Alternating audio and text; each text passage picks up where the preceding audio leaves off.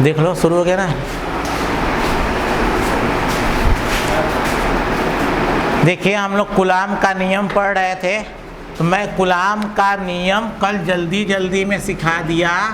आज कूलाम का नियम अच्छे से सब लोग देख लेंगे, और जो लिख लिए हैं फेयर पर उसे मिला भी लेंगे, और जो नहीं लिखे हैं वो आज फिर से लिख लेंगे। अब मैं जो बोल रहा हूँ कि फेयर, मैं बता दूंगा कि फेयर पर लिखना है।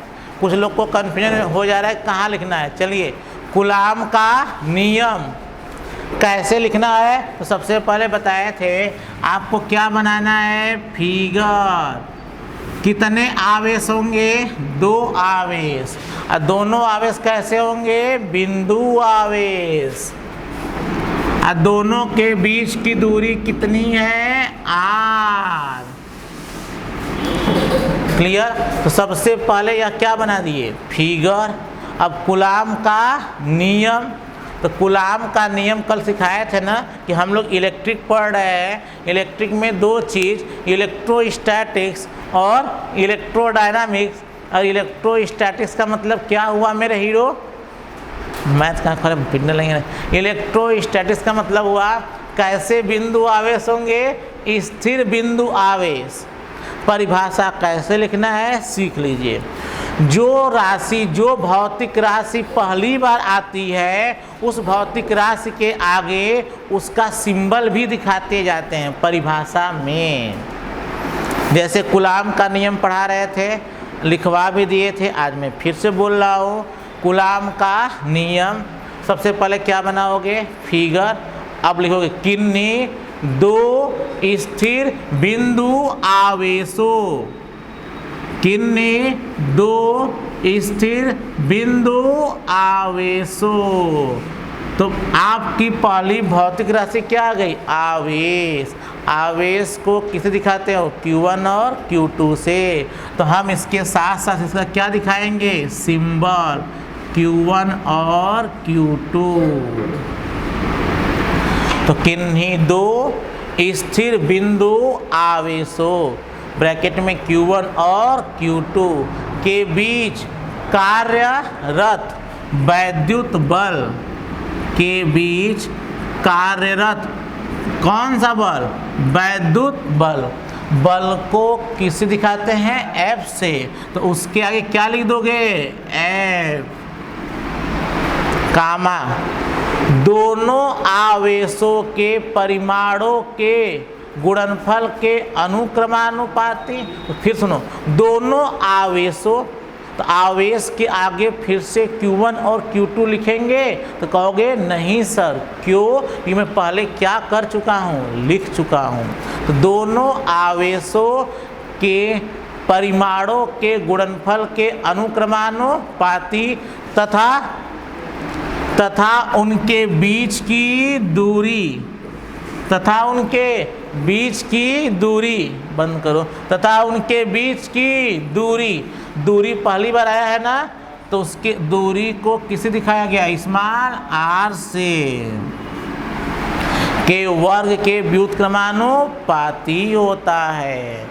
तो परिभाषा लिखते समय जो भौतिक राशियां पहली बार आ रही हैं, उसके आगे उनका क्या दिखाते हो, सिंबल, मतलब किससे दिखाया जाता है। उसके बाद दूसरी बार आए, तीसरी बार आए, चौथी बार आए, तो हम सिंबल नहीं दिखाते हैं। क्लियर। तो चलिए, आप लोग एकदम कूलाम का नियम डैश, अगर पिछले वीडियो से लिख लिए हैं तो मिलाते जाइए, नहीं लिखे हैं तो वीडियो पॉज करके लिख लीजिए। फेयर पर लिखना है, सुन लो, फेयर पे क्या क्या लिखना है। पहला पढ़ाए थे वैद्युत आवेश की परिभाषा, वैद्युत आवेश के प्रकार, आवेश उत्पत्ति का इलेक्ट्रॉनिक सिद्धांत, फिर वैद्युत आवेश का मूलभूत गुण।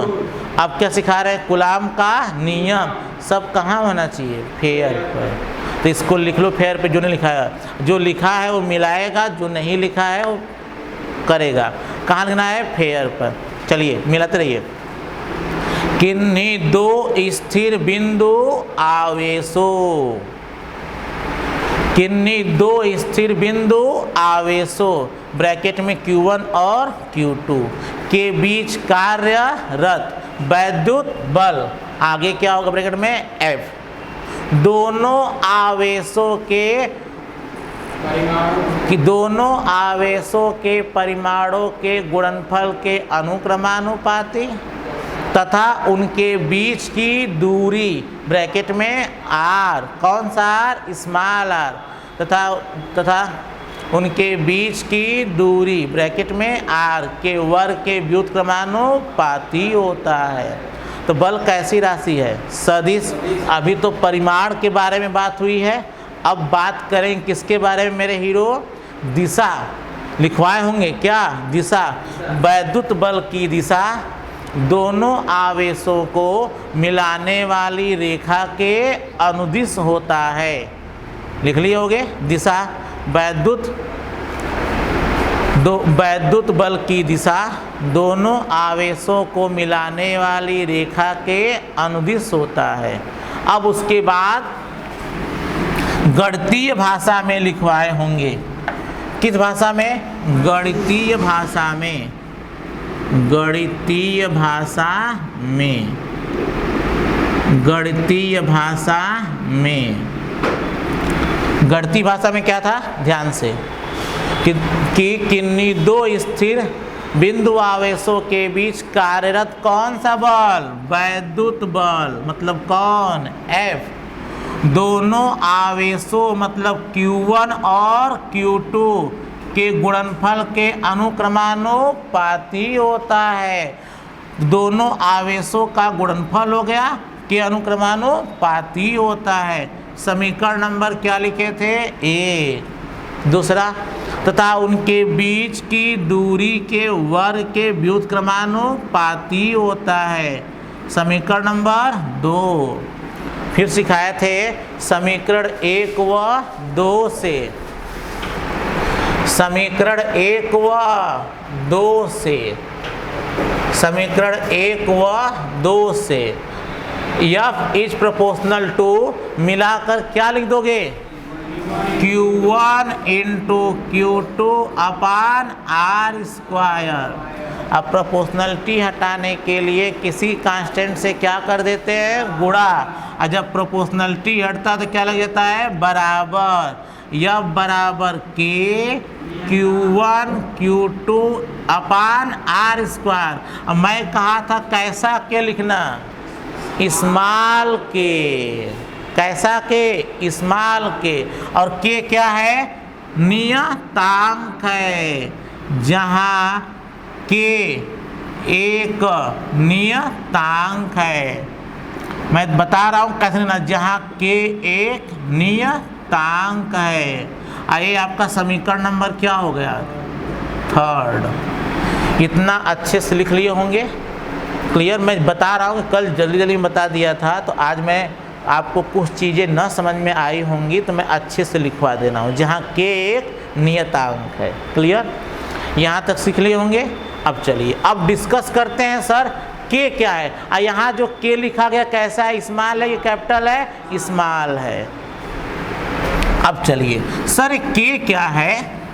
अगला सवाल पूछोगे ना कि सर के क्या है, तो सर के क्या है वह देखिए। के का मान होता है, किसका मान? के का मान होता है 1/4 पाई एप्सिलॉन। इसको क्या पढ़ते हैं? एप्सिलॉन। मैं लिख दे रहा हूँ, इसको पढ़ा जाता है एप्सिलॉन। तो के का मान एक कैसा के है? स्मॉल के, कैपिटल के है? Epsilon, sorry epsilon.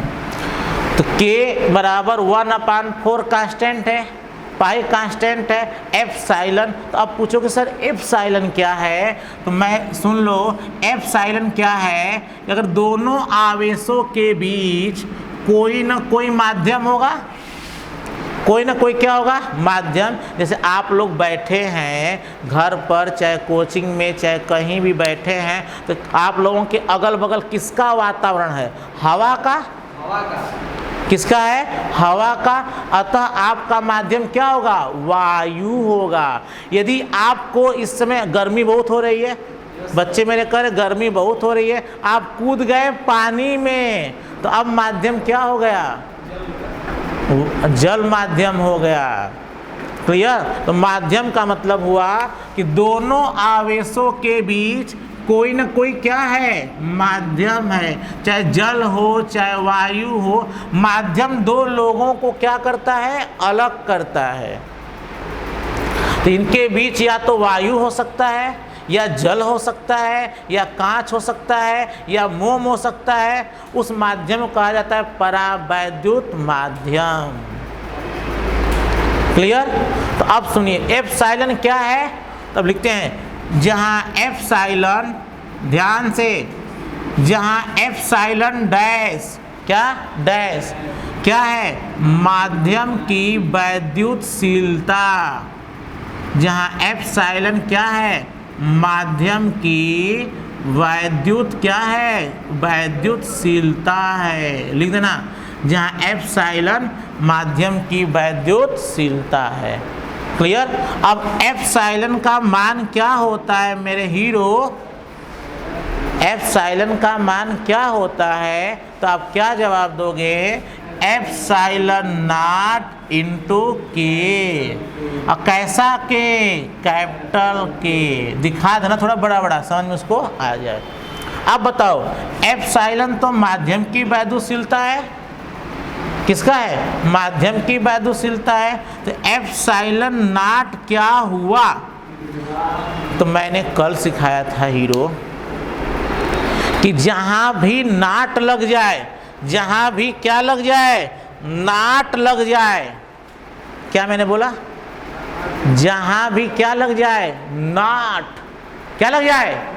Not. Not मतलब नीचे क्या लग जाए? जीरो। इसका मतलब समझ जाना, वो किस माध्यम की बात हो रही है? निर्वात की बात हो रही है। किसकी बात हो रही है? तो एप्सिलॉन मतलब क्या होता है? वैद्युतशीलता। जब कुछ नहीं दिया तो किसका है? माध्यम का। तो ये भी एप्सिलॉन में क्या है? वैद्युतशीलता। पर किस माध्यम का? निर्वात का। तो एप्सिलॉन नॉट क्या है मेरे हीरो? तो क्या बोलोगे? एप्सिलॉन नॉट लिखना सर, जहां एप्सिलॉन नॉट निर्वात की वैद्युतशीलता है। निर्वात की वैद्युतशीलता। अब रही बात के की, रही बात के की, तो मैंने कहा दोनों आवेशों के बीच क्या रखते हैं? परावैद्युत पदार्थ। जो माध्यम होता है, मोम, कांच, जल, तो सबका एक परावैद्युतांक होता है, डाइलेक्ट्रिक कांस्टेंट। तो क्या लिखवाए हैं? के क्या लिखवाए थे? माध्यम का परावैद्युतांक लिखवाए हैं। माध्यम का परावैद्युतांक के, जहां के आवेशों के बीच, ध्यान से लिख लो, जहां के क्या है? आवेशों के बीच, एकदम स्टेप बाय स्टेप लिखवा रहे हैं। जहां के आवेशों के बीच माध्यम की क्या है? माध्यम का परावैद्युतांक है। ये लिखे हो तुम लोग? लिखे हो? नहीं लिखे? हाँ, अगर लिखे हो तो मिला लो, और नहीं लिखे हो तो लिख लो। जहाँ के क्या है सर? तो क्या बोलोगे? आवेशों के बीच के माध्यम का परावैद्युतांक है। क्लियर? सिखा दिए। अब देखिए, अब मैंने क्या कहा था? अब एप्सिलॉन का मान किस में रख दोगे? के में। हम किसका मान निकाले हैं? एप्सिलॉन का मान निकाले, एप्सिलॉन नॉट इनटू के। अब एप्सिलॉन का मान किस में रख दोगे सर? के में। अतः के का मान कितना हो जाएगा? अतः के का मान कितना हो जाएगा? 1/4 पाई एप्सिलॉन नॉट। कैसा के? कंफ्यूजन में मत होना। यहाँ कौन के है? स्मॉल। और यहाँ कौन है? कैपिटल के। और यहाँ जो कैपिटल के है वो क्या है? आवेशों के बीच माध्यम का परावैद्युतांक है। ठीक। अतः के बराबर 1/4 पाई एप्सिलॉन नॉट के। क्लियर। के का मान निकल गया। अब के का मान समीकरण 3 में रखने पर क्या, के का मान समीकरण 3 में रखने पर, एकदम अच्छे से लिखो ना, के का मान समीकरण 3 में रखने पर। क्लियर। अब इसे क्या किया जाए, मिटा दिया जाए। तो के का मान एकदम अच्छे से मिला लेना, वीडियो पॉज करके लिख लेना। के का मान समीकरण 3 में रखने पर रख दो, के का मान समीकरण 3 में रखने पर। तो F इक्वल टू, अब के का मान कितना हो गया, 1/4 पाई एप्सिलॉन नॉट के Q1 Q2 upon R square. Clear. इतना लिख लिए। तो इतना कब करेंगे पता है, इतना तब करेंगे जब 2 नंबर में पूछा जाएगा। कितने नंबर में, 2 नंबर में। इतना कब करेंगे, जब 2 नंबर में पूछा जाएगा। अब या सर जब 1 नंबर में पूछा जाएगा तब कैसे लिखा जाता है। तो जब 1 नंबर में पूछा जाएगा तो फिगर बनाओगे, परिभाषा लिखोगे, और जो इतना जो लिखे हो वह सब नहीं लिखना है, सिर्फ और सिर्फ यह फार्मूला क्या करना है, लिख देना है।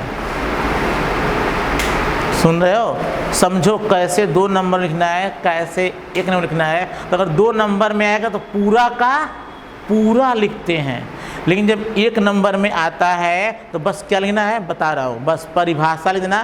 किन्हीं 2 स्थिर बिंदु आवेशों ब्रैकेट में Q1 और Q2 के बीच कार्यरत वैद्युत बल ब्रैकेट में F कामा दोनों आवेशों के परिमाणों के गुणनफल के अनुक्रमानुपाती तथा उनके बीच की दूरी के वर्ग के व्युत्क्रमानुपाती होता है। दिशा, वैद्युत बल की दिशा दोनों आवेशों को मिलाने वाली रेखा के अनुदिश होता है। इतना लिख दिए। और उसके बाद नीचे सिर्फ क्या, यह क्या डायरेक्ट फार्मूला, कैसे आया है यह नहीं लिखना है। क्लियर। अब सुनिए, Q1 तो मैंने परिभाषा में लिख दिया था, Q2 मैंने परिभाषा में लिख दिया था, R मैंने परिभाषा में लिख दिया था, बट एप्सिलॉन नॉट और के परिभाषा में लिखा गया है नहीं ना। तो अब यहाँ पर हम जब लिखने के बाद लिख देंगे जहाँ जो परिभाषा में नहीं है उसको क्या किया जाएगा, लिख दिया जाएगा। जहाँ एप्सिलॉन नॉट निर्वात की वैद्युतशीलता है तथा के दोनों आवेशों के बीच के माध्यम का परावैद्युतांक है। क्लियर। तो चलिए या करके चलिए लिखवा देते हैं, या करके 1 नंबर में कैसे लिखा जाता है वो अभी सीख लीजिए। 2 नंबर में स्टेप पूरा, अब 1 नंबर कैसे लिखते हैं, चलो लिखो जल्दी से। 1 नंबर में कैसे लिखते हैं वो अभी हम क्या करते हैं, सिखा देते हैं। ठीक। अब एक चीज़ और लिख लो, बस एक चीज़ और, इसके नीचे यहाँ तक हो गया होगा। अब इसके नीचे यहाँ तक तो हो गया था, लिखो इसके नीचे निर्वात अथवा वायु में, लिखो निर्वात अथवा वायु में, इसके नीचे लिखना है निर्वात अथवा वायु में, निर्वात अथवा वायु में। इसके नीचे लिखना है हीरो निर्वात अथवा वायु में, निर्वात अथवा वायु में, निर्वात अथवा वायु में।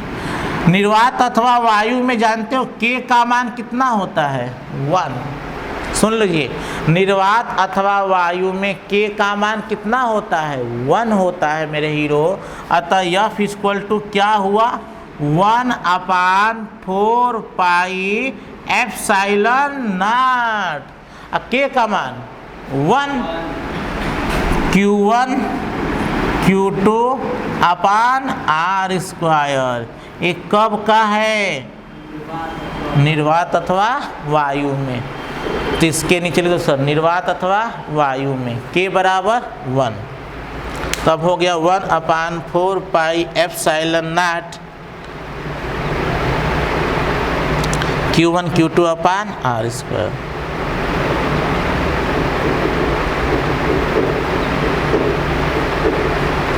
क्लियर?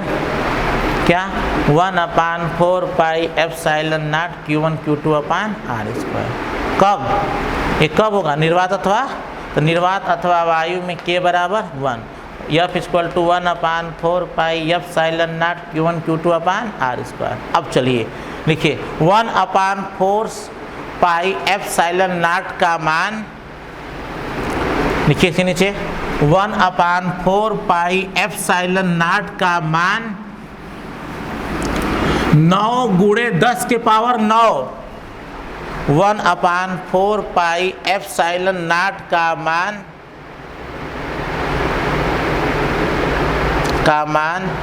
9 गुणे 10 के पावर 9। 1/4 पाई एप्सिलॉन नॉट का मान 9 गुणे 10 के पावर 9। अब इसका मात्रक निकालना है, तो इसका मात्रक होगा न्यूटन मीटर स्क्वायर पर कूलाम स्क्वायर। तो 9 गुणे 10 के पावर 9 न्यूटन मीटर स्क्वायर पर कूलाम स्क्वायर होता है। 1/4 पाई एप्सिलॉन नॉट का मान 9 गुणे 10 के पावर 9 न्यूटन मीटर स्क्वायर पर कूलाम स्क्वायर होता है। अतः क्या मेरे हीरो, अतः अब बताओ जहाँ 1/4 पाई एप्सिलॉन नॉट है वहाँ क्या लिख दोगे? 9 गुणे 10 के पावर 9। अतः F इक्वल टू 9 गुणे 10 के power 9 Q1 Q2 upon R square. 2 number में एकदम इतना तक लिख देंगे। क्लियर? एकदम अच्छे से आपको नंबर मिलेगा। अब कोई काट नहीं सकता आप लोगों का नंबर। कितना नंबर में लिख देंगे सर? 2 नंबर में। क्लियर? यह हम लोग क्या पढ़ लिए? कूलाम का नियम। कब इतना लिखते हैं? 2 नंबर में। क्लियर? अब लिखिए 1 नंबर में क्या लिखना है? 1 नंबर में क्या, जब सवाल जब यही कूलाम का नियम 1 नंबर में आएगा तो क्या लिखोगे? चलो लिखो फिर से। कूलाम का